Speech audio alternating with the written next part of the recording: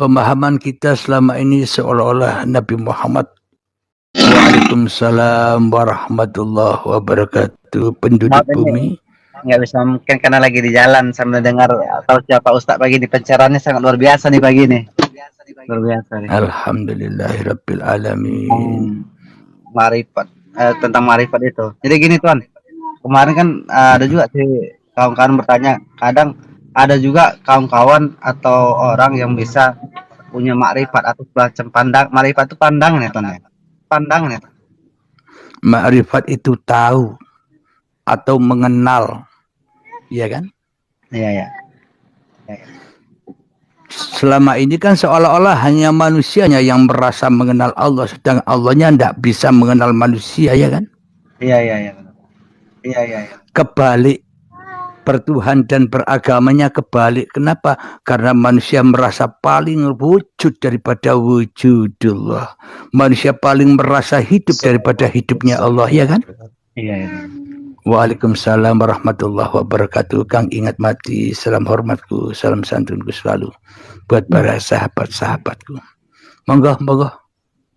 Nah ini kan juga kebanyakan saat ini Tuan di TikTok yang kita lihat ada memang yang semacam ngecek kodam, kemudian aura. Ini bagaimana cara hukumnya gimana Tuan? Ya, mohon pencerahan bagi kami yang muda-muda ini. Tuan. Bagi manusia yang belum mengenal Tuhannya, ya pasti menghukumi manusia yang lain. Akan tetapi bagi Allah, bagi manusia yang sudah kembali kepada Allah, mana bisa menghukumi orang lain, sedangkan dirinya sendiri tak punya hukum kecuali hukumnya Allah sendiri. Sedangkan dirinya sendiri tak bisa ngapa-ngapain kecuali digerakkan Allah. Tak sebiji darah pun bisa bergerak kecuali dengan izin Allah. Bila manusianya sudah menyadari bahwa di alam semesta ini semua hanya izinnya Allah, ngapain kita menghukumi orang lain? Ya enggak kan Mas? Iya Mas. Itu. Masya Allah. Jadi biarlah berjalan sendiri-sendiri. Maknanya qiyamuhu binafsihi. Masing-masing makhluk dikuasai hanya Allah. Itu kalau manusianya sudah menyadarinya. Assalamualaikum Gusmu.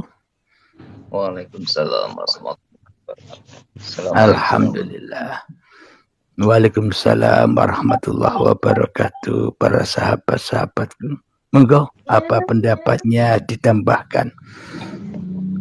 Emang masih banyak kekurangan di dalam paparan-paparan ini. Monggo, mungkin ada tambahan. Saya siap mendengarkan.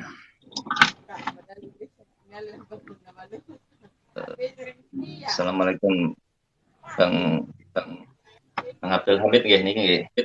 Waalaikumsalam warahmatullahi wabarakatuh. Kang Mas. Assalamualaikum warahmatullahi wabarakatuh.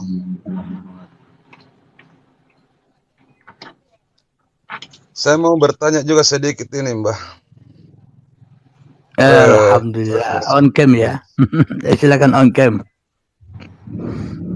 Nanti saya masukkan ke YouTube biar ada gambarnya.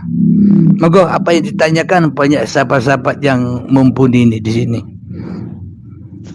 Dulu, saya pakai baju dulu.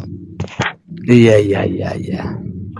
Saya mohon maaf kan belum bisa pakai on cam karena lagi dalam mobil lagi pas pula dengan. Oh iya, enggak apa-apa Kang Mas. Bagi ini sangat mendukung kami selaku yang muda-muda nih, maklum kami ini juga masih datang dari alam jahil atau dari alam dosa ini.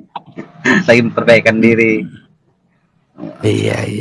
Memang kita harus bermuhasabah diri, memperbaiki diri sebelum ajal menjemput, ya kan Kang Mas?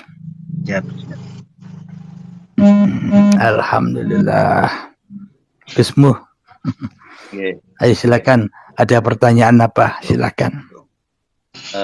Ketika la ilaha illallah sudah menyadari bahwa hidup itu Allah, Muhammad Rasulullah, Muhammad ini utusan Allah, Muhammad yang diri ini tetap berpedoman kepada Muhammad bin Abdullah. Eh, kalau saya seperti itu, gimana pandangannya Kang Abdul Halim? Alhamdulillah alamin. Ya, memang harus begitu. Muhammad bin Abdullah, Muhammad anaknya Abdullah, hamba Allah. Ya harus begitu. Manusia harus merasa menjadi hamba Allah. Manusia harus merasa menjadi makhluk. Makhluk itu apa sih? Tidak punya ciptaan. Tidak bisa menciptakan duduk. Makhluk tidak bisa menciptakan bicara. Makhluk tidak bisa menciptakan penglihatan. Makhluk tidak bisa menciptakan pendengaran. Apalagi naik mobil, apalagi naik motor, apalagi sholat, ibadah, dan sebagainya. Itulah makhluk, ya kan? Sehingga semuanya serba lillahi ta'ala. Hanya Allah lah yang berkuasa atas makhluk-makhluknya, ya kan Kang Mas? Ketika manusianya sudah tidak makrifat lagi, ketika manusianya sudah tidak tahu lagi bahwa dirinya adalah manusia, ya itulah syahadat itu. Kalau Nabi Muhammadnya masih ada, kalau diri Anda masih ada, diri kita masih merasa ada, Allahnya gaib, selamanya kita tidak bisa bersahadat, kecuali kita hanya bersahadat kepada hawa nafsu kita sendiri. Ya enggak Kang Mas? Apa buktinya selama ini kita bersahadat bukan kepada Allah tapi bersahadat kepada hawa nafsu, seolah-olah ini dudukku, ini bicaraku, ini badanku, ini naik motorku, ini makan minumku, ini sholatku, ini zikirku, ini kerjaku, dan semuanya teraku-akui di dalam kekuasaan hawa nafsu. Maka tidak akan pernah bisa pulang kepada lillahi ta'ala kecuali pulang kepada li nafsi. Apakah itu agama Allah? Itulah agama-agamanya hawa nafsu, apapun namanya. Bila manusianya paling wujud di dalam dadanya kecuali wujudullah, Allahnya gaib, ya selamanya manusianya akan tersesat dari jalan Allah. Bukankah begitu Kang Mas? Iya, Kang Mas. Jadi menyembah itu harus wujud yang disembah. Bila yang disembah gaib, ya selamanya salah nyembah, ngawur persembahannya, ya enggak? Akhirnya nyembah awake dhewe, angan-angan imajinasi. Alhamdulillah bisa on cam. Monggo dilanjut. Sekarang gantian Kang Mas yang menjawab agar jawabannya agar lebih luas lagi. Monggo Kang Mas.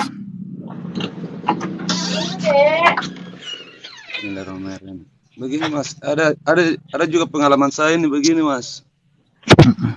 Saya kan pernah waktu nakal-nakalnya kan dulu waktu masih anak muda, pernah sempat teman tanya ke saya siapa saya, mau kemana saya. Ya. Terus saya merenung sampai pagi. Oh, saya ini dari Allah, akan kembali ke Allah. Di situ saya masih sudah mulai kurangi keluhan yang tidak baik ya. Nah. Terus di sini dikatakan Muhammad sallallahu alaihi wasallam tidak ma'rifatullah. Sebenarnya begini, saya pernah kita ini hidup kan ibaratnya kan kayak sekolah kelas 1, kelas 2, kelas 3, kelas 4 yang syariat dari makrifat. Sedangkan untuk mencapai ke Allah, dekat kepada Allah, harus syariat dulu bagus, ibadah-ibadah kita. Dengan sendirinya kalau kita sudah mengenal Allah, semakin dekat kepada Allah, semakin bagus ibadah kita. Allah semakin akan naik kelas begitu. Mungkin begitu, Ustaz. Terus?